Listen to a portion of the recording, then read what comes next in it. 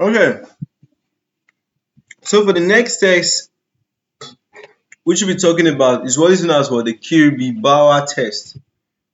Now, this Kirby Bauer Test, for summary, you are doing this test just to know how bacteria will react to an antimicrobial drug or an antibiotic drug.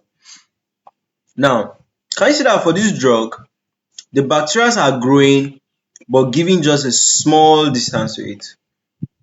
Now, for this drug, they don't like this drug to the extent that as they are growing, they are giving this drug a very large space. They don't even want to come close to the drug. Do you understand? That's what is known as a Kirby Bauer test. Now, the Kirby Bauer test is also known as what? A Disks diffusion method. So it's a standardized method which is used to determine the susceptibility of bacteria to antibiotics.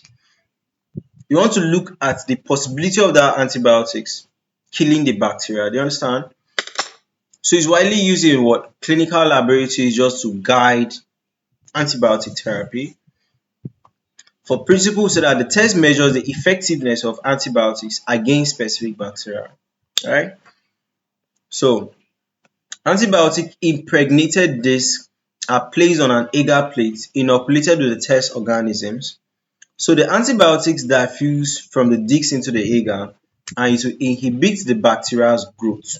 So it will now form what is known as this zone that nothing is growing here, and that zone is what is known as a clear zone or a zone of inhibition.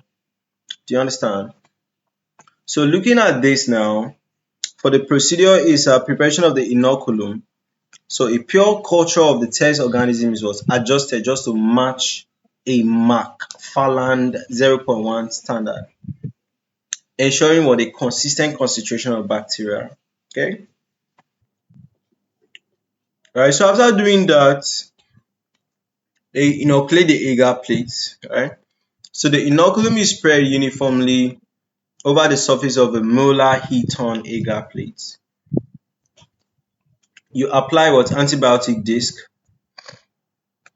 So commercially prepared antibiotic-impregnated disks are placed on the agar surface using sterile forceps and disc dispensers. Incubate.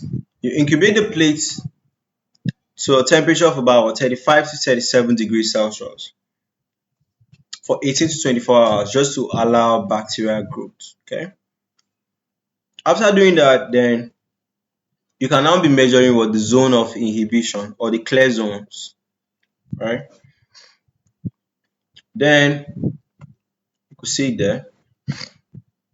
I said they measure the zone of inhibition, clear zones, right?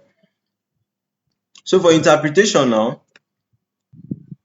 for susceptibility, if you're having a larger zone, if the microorganisms are giving the drug a more distance, it shows that the bacteria is really scared of the drug.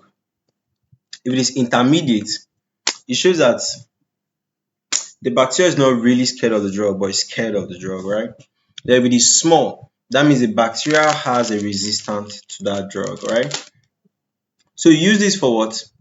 Clinical diagnosis, and you use it to also know about or probably establish if a bacteria is resistant to a particular drug or not. Okay? So that's it. Uses interpretation, procedure, principle.